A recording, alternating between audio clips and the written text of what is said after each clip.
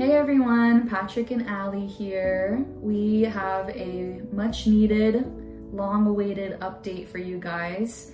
And so we're excited to share with you. This is probably going to be a longer video than normal. And yeah, so just, put it on while you're washing the dishes or driving the car.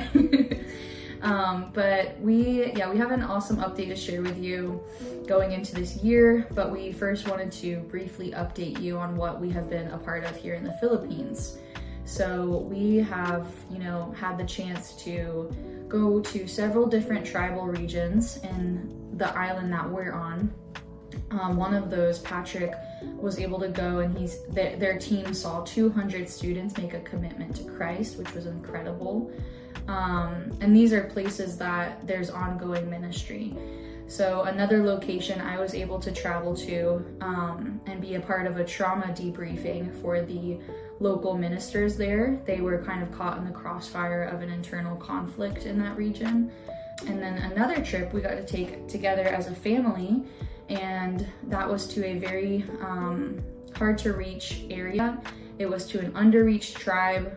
They really have no ongoing ministry, no established church ministry happening. And so that trip was in partnership with a local church planter to pioneer and establish connection with that tribe. So we met with the tribal leaders and the representatives of the tribe. So that was really cool to kind of see the grassroots start of something like that.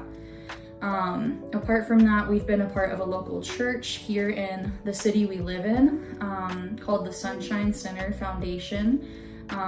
They have existed here for many decades, and Go-To Nations has had heavy connections with them, been a part of them for a long time, and we are working alongside of them to reach and disciple the youth and children in this city.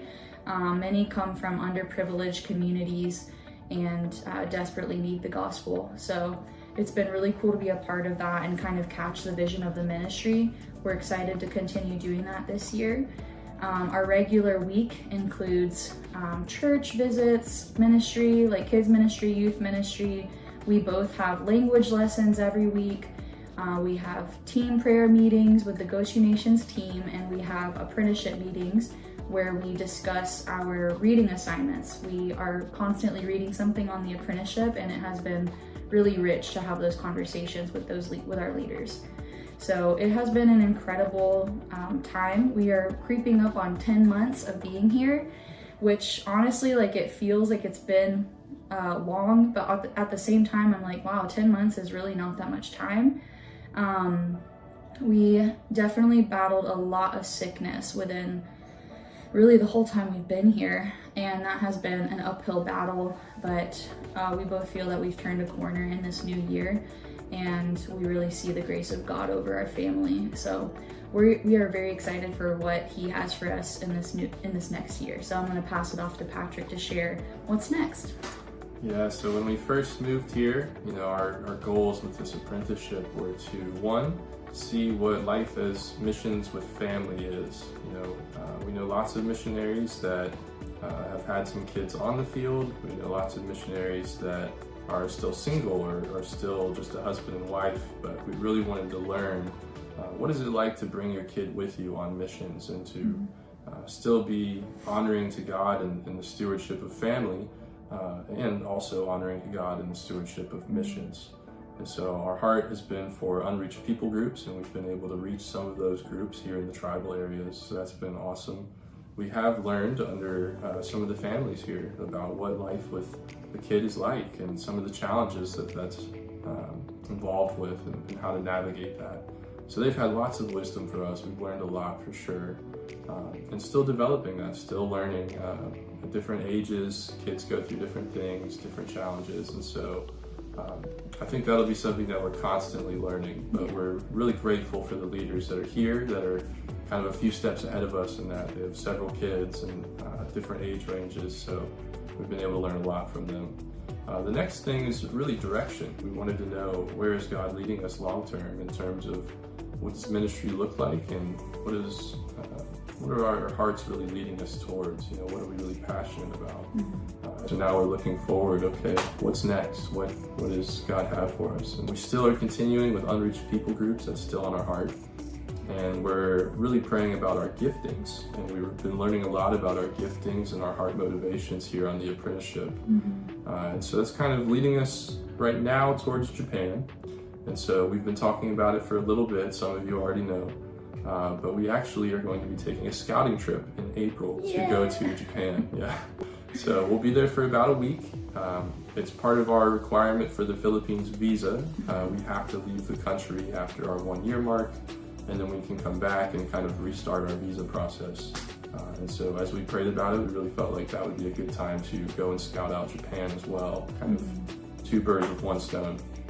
And so we'll be connecting with some other missionaries that we have connections with there in Japan. We'll be looking over the Tokyo area while we're there. And just really praying and asking the Lord, is this where you want us long term? Japan is the second largest unreached people group in the world. And while they are kind of at the head of a lot of wealth and education, they are very much spiritually deprived. And so we're trying to see why that is. A lot of the barriers to entry in many countries for Christianity are either one, persecution, or two, they are hard to reach places.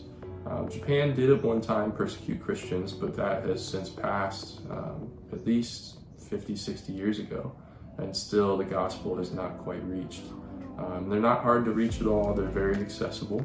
A lot as far as what the issues are in Japan, from what we can see on the outside, a lot of social issues. The leading cause of death in Japan from ages 10 to 39 is actually suicide. And so there's clearly a lot of depression there. Their population has been kind of teetering on declining for a number of years now. And so there's a lot of social issues that are going on there that we are really interested in learning more about and seeing if God would, again, push us towards Japan in the long term. So the scouting trip should really help us with that. And there is a cost with that. It'll be about $4,000. And so we're hoping that you guys will continue to partner with us, continue to help us get there so that we can continue to reach the nations. Yeah. And then when we get back from Japan, we'll hopefully know more on if this is going to be a long-term thing, if this is kind of our next direction, or if this is just one step in the process. Yeah. So we will be going on that trip on April 11th through the 19th, and so we are hoping to raise that $4,000 in advance of that.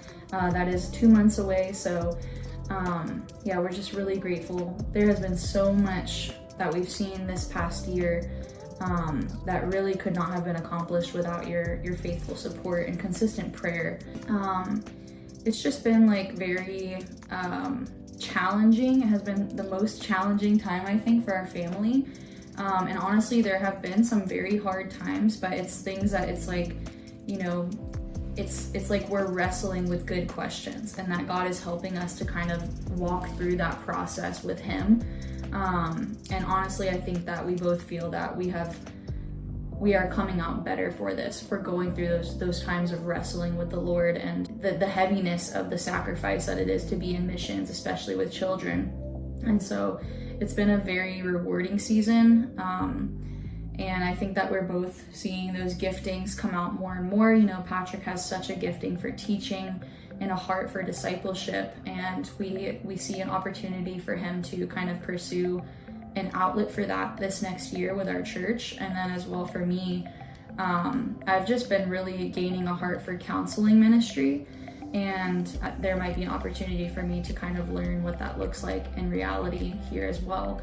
And so there's like just plenty of opportunities popping up here and open doors that we see God is kind of providing and showing us. And so I really believe that this next year is going to set us up even more for whatever comes next and really solidify us, because I think that these past 10 months, there were times when we felt shaken, and it was just like, wow, this is a heavy gravity to sacrifice being with family, your own culture, your own language, your own traditions, everything that you're used to, the conveniences and the comforts. But we have seen that God truly helps us walk through it, and that he blesses us here too with community, with friendships, and yeah, that the reward looks different every now and then, and there's just so much beauty and richness in walking with the Lord. So we're thankful for it. And again, like even that personal stuff, that internal stuff that God's working on, that couldn't have happened without your support either.